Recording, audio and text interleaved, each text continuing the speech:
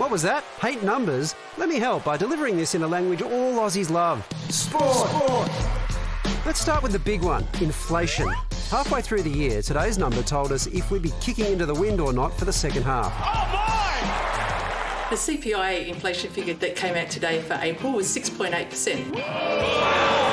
That's higher than economists thought, and a crushing blow right when we thought we were making good meters. Has knocked the ball out of the grasp of Ali Katoa. That's the play of the year. What we have been seeing is inflation trend downwards, and so this upward tick is a bit of a concern. The blame for the prices spike? The government's refusal to extend the fuel excise tax break.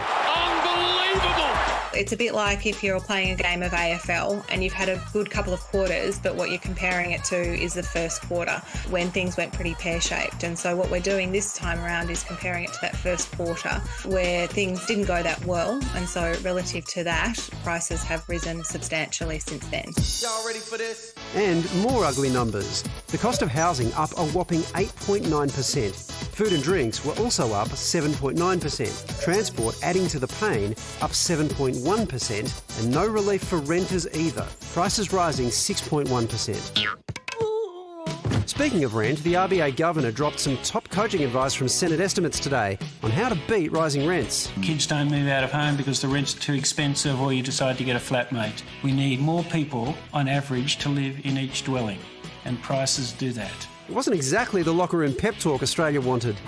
So what Philip Lowe is really saying is get back into the office, get a flatmate, and get rid of the home study. Now, whether people heed that or not, I think we'll have to wait and see. But it wasn't a complete numbers thumping. Signs cost of living pressures will get better. Our current central forecast is that the headline inflation rate returns to 3% in mid-2025. Coach Phil pinning his hopes on a comeback in next month's stats. I know it's painful to people, but there is hope.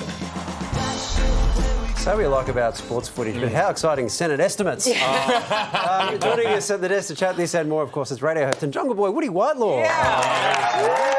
Thank you. You prefer Jungle Man, don't you? Jungle Man would be preferable, if that's okay, but I can't wait to dip into inflation chat. Yes. That's obviously why you brought me in. Well, housing in the jungle is probably cheap. That's the best segue I can offer Totally. at this point. Yeah, that's the solution. Go to the jungle. What did you think of Philip Lowe, what he said?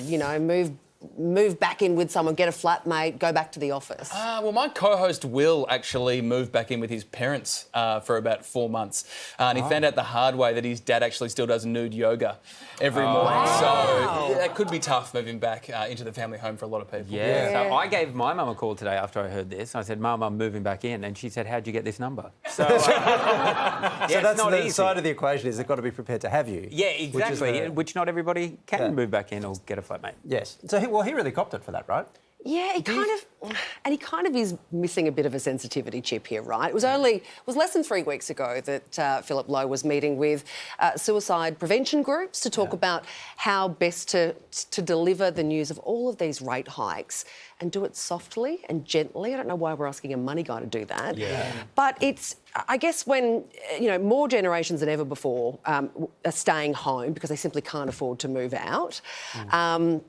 I know lots of people who are in their 30s and 40s who are still in share houses because they can't afford to live on their own. I don't know who all these people are who have all these offices and, no one in them. No, but there are a lot of people who did move out, right? This is the thing. I take the point that, people don't like that he's giving them advice that perhaps they would rather not hear. But I don't know what he's meant to say.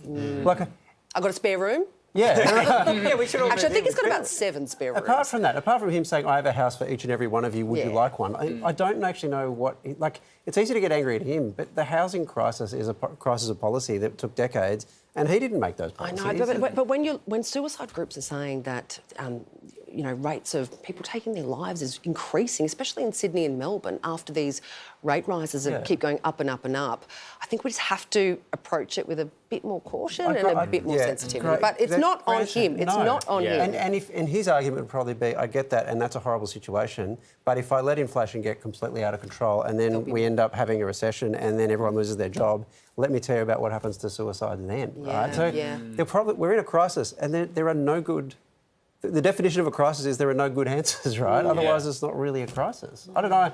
I know it's the least popular thing in the world to try to defend Philip Lowe. No. But I just feel a bit sorry. I don't know what he's meant copying to... it. Yeah. He's copying. I think we've got that on tape. Waleed is a big fan of Philip Lowe, his biggest supporter.